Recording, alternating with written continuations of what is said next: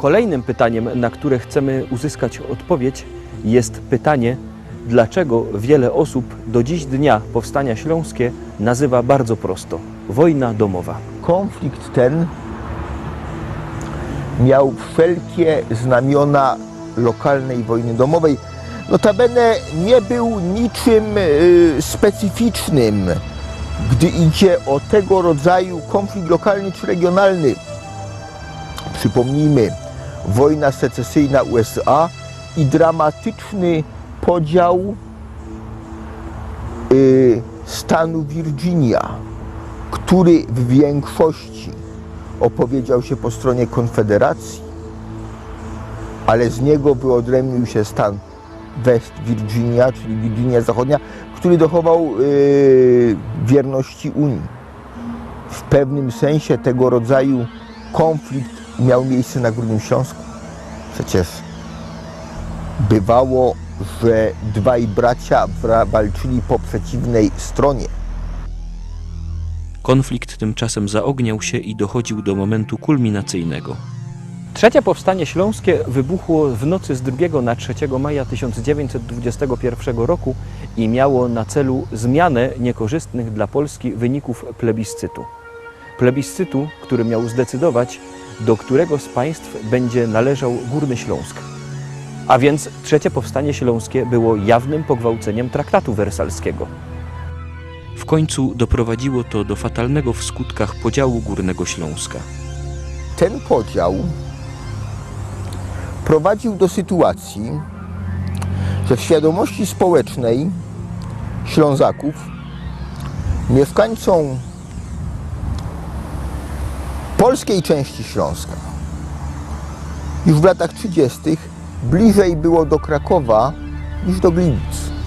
Mieszkańcom niemieckiej części Górnego Śląska bliżej do Wrocławia niż do Katowic. Kordon graniczny przerwał jak gdyby jednolitą śląską tożsamość. Przejęcie Górnego Śląska przez Polskę w całości po II wojnie światowej tych podziałów nie zasypało. Przeciwnie, powiększyło je. Mieszkańcy zachodniej części Górnego Śląska, nazywanego coraz częściej Śląskiem Opolskim, mentalnościowo i świadomościowo odrywali się od wspólnej górnośląskiej tożsamości. Można powiedzieć, zaczęli kreować własną tożsamość. Mimo podziału Górny Śląsk nadal szybko rozwijał się, ale tylko gospodarczo. Właściwie jest takim przedłużeniem tego niesamowitego rozwoju tych okolic Katowic, Siemianowice Śląskie, Zabrze, Ruda. Tam widać wyraźnie skok, przejście praktycznie od razu od często małych wsi, często wiosek, które nie miały własnych kościołów parafialnych, a to jest jakiś dowód na to, że były to bardzo małe wioski, bardzo małe osady i przeskok praktycznie od razu do osad o charakterze przemysłowym, które często bardzo szybko awansowały, tak jak miasto Katowice, do rangi właściwie miasta na prawach powiatu, a z czasem poprzez pewne zdarzenia, okoliczności polityczne do stolicy Górnego Śląska po stronie polskiej, tuż w okresie istnienia autonomicznego województwa śląskiego. Koszty społeczne podziału były bardzo duże, stąd też na przykład pracodawcy starali się zmniejszać uciążliwości wynikające z tego podziału. Działo się tak przede wszystkim po stronie niemieckiej.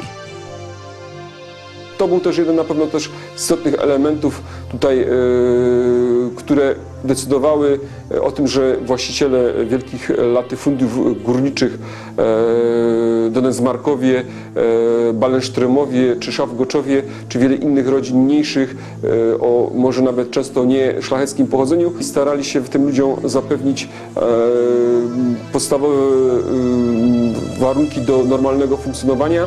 A na początku XX wieku na pewno sytuacja była na tyle dobra, że w zasadzie ci ludzie żyli w miarę jak na możliwości i skok w stosunku do tego, co było pół wieku wcześniej, to można powiedzieć, że był to niesamowity skok w momencie, kiedy ludzie mają bieżącą wodę na korytarzu jeszcze przede wszystkim.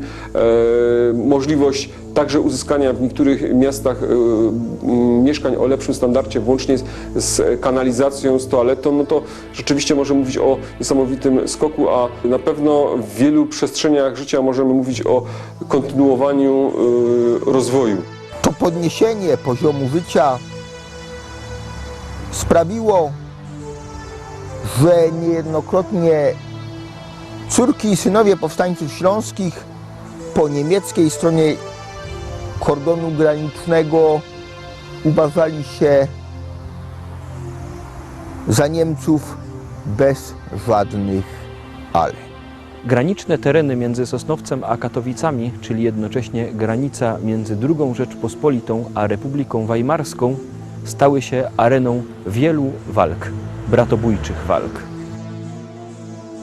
Ginęli i ci, którzy uważali się za Ślązaków, i ci, którzy uważali się za Niemców, i ci, którzy uważali się za Polaków. I tylko nieliczne rozsiane po górnośląskiej ziemi krzyże przypominają o tych czasach.